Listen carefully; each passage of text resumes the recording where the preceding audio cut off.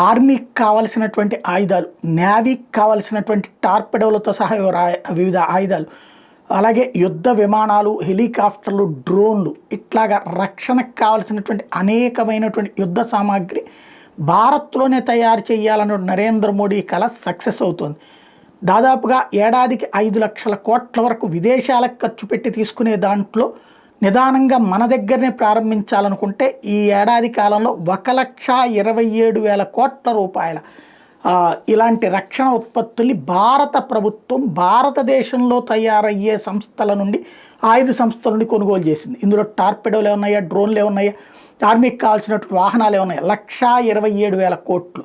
అదే కాకుండా ఈ సంస్థలు తయారు చేసినటువంటి ఉత్పత్తులు విదేశాలలో అమ్ముకోవడానికి ఇచ్చిన అనుమతి ద్వారా 21,000 కోట్ల రూపాయల వ్యాపారం ఈ ఏడాది జరిగింది. అది రాబోయే 2 ఏళ్లలో 50,000 కోట్లకి తీసుకెళ్లాలన్నటువంటిది మోడీ సంకల్పం.